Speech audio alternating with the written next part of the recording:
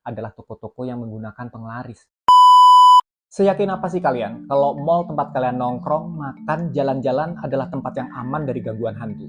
Atau mungkin justru kalian sudah banyak yang tahu kalau tempat yang nyaman seperti mall justru adalah tempat yang banyak menyimpan kisah-kisah misteri. Mulai dari penampakan wanita pucat yang menyamar sebagai pembeli, belum lagi di tempat-tempat lembab yang seringkali sepi, seperti toilet, tempat parkir.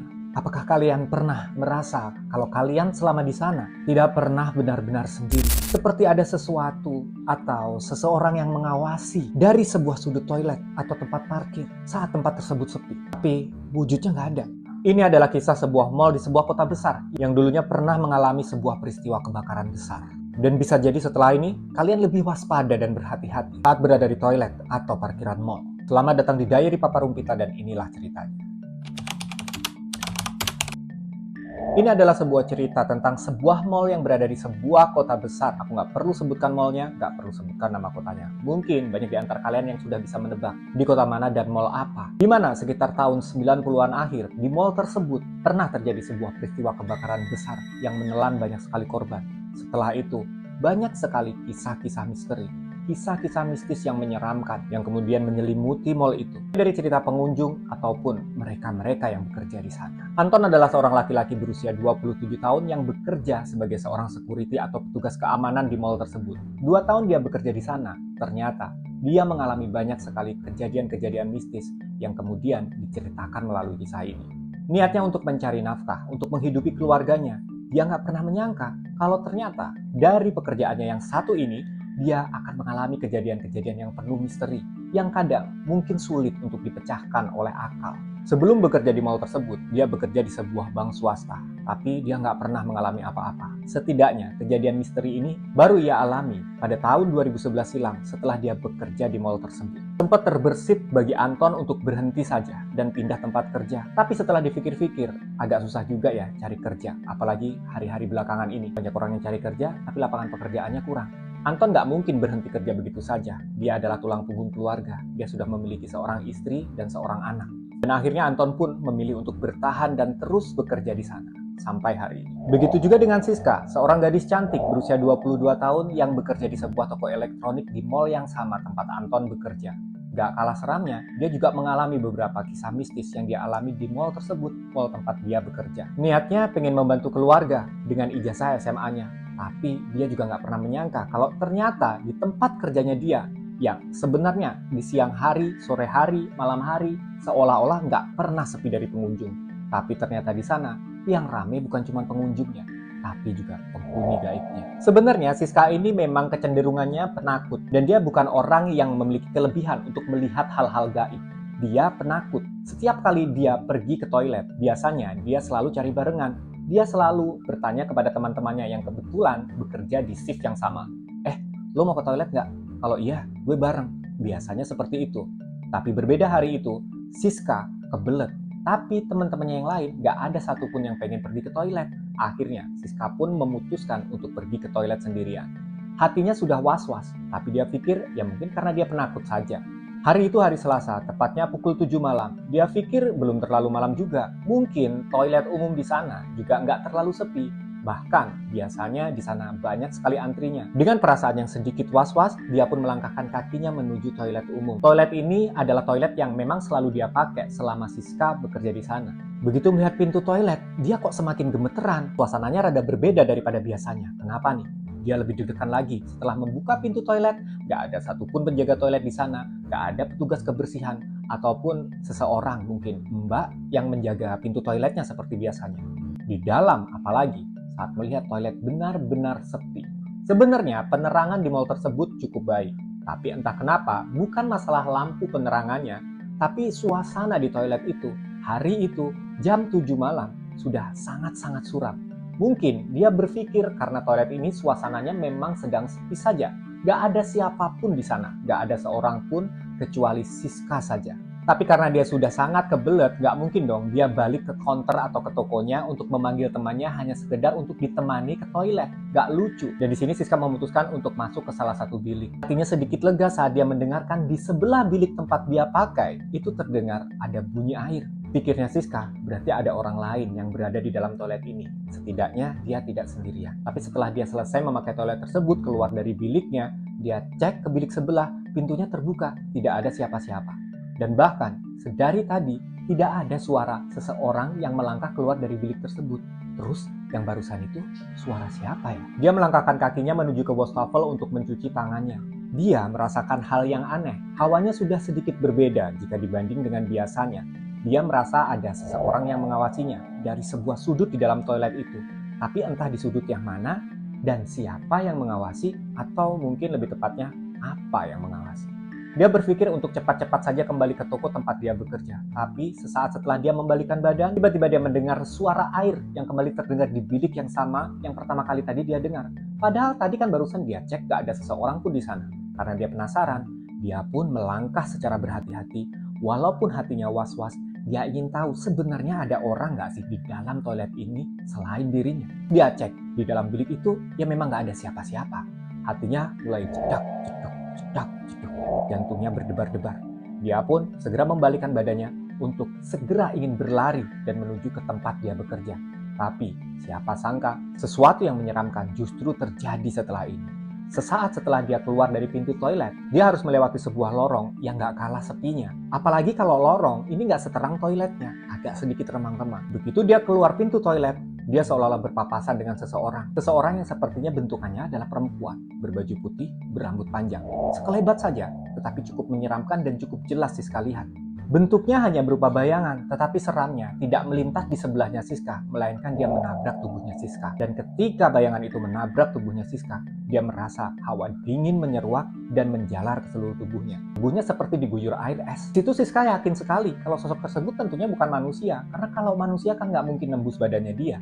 Dia yakin itu adalah kuntilanak. Mungkin ini adalah kuntilanak yang seringkali diceritakan teman-temannya. Dia segera berlari menuju ke toko tempat dia bekerja. Dia ceritakan kepada teman-temannya di sana. Dan ternyata di sana temannya baru ingat kalau hari ini adalah malam Selasa. Di mana malam Selasa diyakini banyak orang yang bekerja di mal tersebut. Ada sosok kuntilanak yang memang seringkali menggentayangi mal itu di malam Selasa. Orang-orang di sana meyakini karena di malam Selasa juga kejadian kebakaran di tahun 90-an itu terjadi.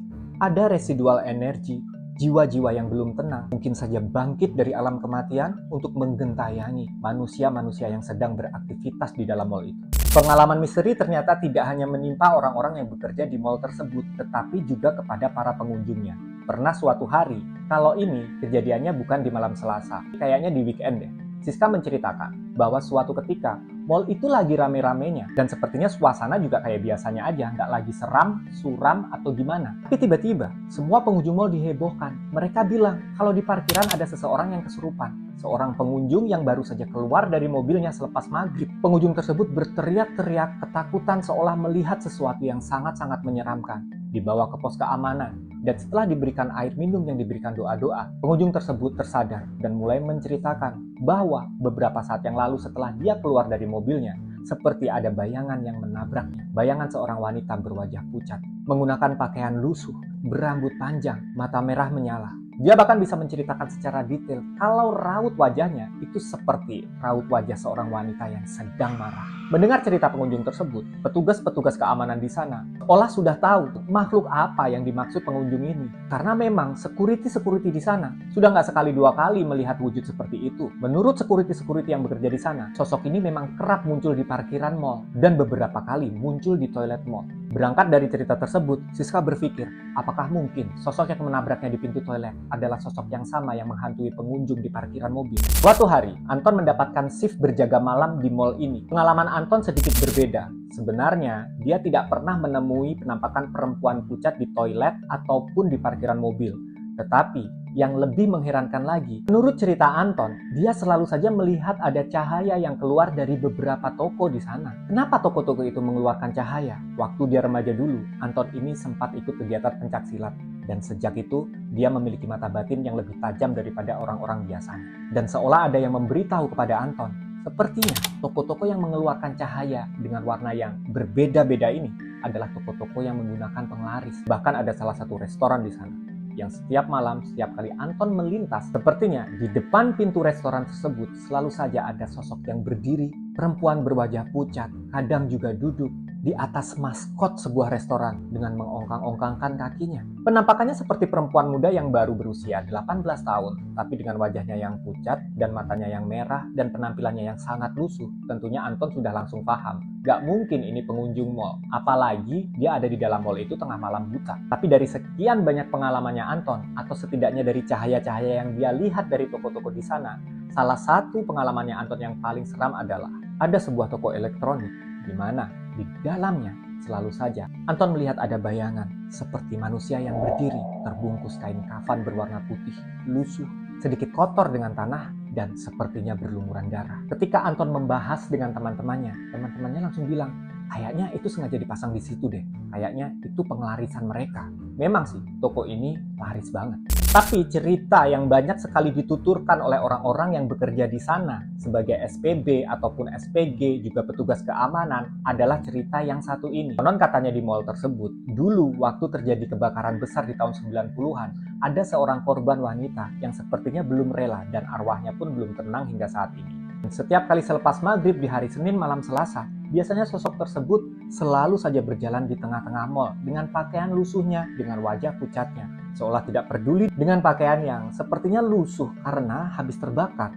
Biasanya sosok ini selalu masuk ke toko-toko yang dia kehendaki, dan di sana petugas toko harus melayaninya sebagaimana pengunjung biasanya. Padahal rata-rata penjaga toko di sana sudah tahu kalau dia bukan manusia. Apa yang terjadi jika dia tidak dilayani? Konon, banyak orang yang percaya jika sosok ini tidak dilayani, apalagi jika si penjaga toko ini terlihat ketakutan, sosok tersebut akan marah dan justru akan menghantui siapapun yang melihatnya sampai malam Selasa berikutnya. Setiap malam akan didatangi, diketuk-ketuk pintu kamarnya, bahkan sesekali dia akan berdiri tepat di sebelah tempat tidur. Pernah suatu ketika, ada seseorang yang bekerja di mall ini sampai keluar, sampai resign. Dia memutuskan untuk pindah karena nggak kuat dengan gangguan makhluk yang satu ini. Waktu itu dia mendapati sosok tersebut masuk ke dalam toko tempat dia bekerja. Karena penampilannya sepertinya berbeda dengan pengunjung-pengunjung mall lain. Dia pikir ini adalah ODGJ. Tapi setelah si mbak-mbak ini mendekat, dia mencium bau anyir yang luar biasa. Di situ teman-temannya langsung colek-colek badannya dia. Karena dia belum mengerti kisah ini, dia cuekin aja kalau temannya ini sepertinya memberitahu dia. Dia pikir ya memang ini ODGJ masuk ke dalam tokonya dia. Padahal raut wajahnya saat itu tidak ketakutan, hanya raut wajahnya itu heran. Dan kok bisa ada ODGJ masuk ke sini, kenapa security diam saja? Akhirnya ya dia cuekin, dan dengan sikap cueknya ini sepertinya sosok hantu mbak-mbak ini sepertinya nggak suka juga. Singkat cerita, setelah dia pulang ke rumah, tiba-tiba di tengah malam, dia terbangun dari mimpi buruknya dengan keringat dingin yang mengucur dari ujung rambut sampai ujung kakinya. Dan setelah terbangun, dia justru menjerit sampai orang tuanya masuk ke dalam kamar tidurnya. Dia menceritakan, ada sosok mbak-mbak yang tadi masuk ke dalam tokonya. Berapa saat yang lalu, berdiri tepat di sebelah ranjang tidurnya.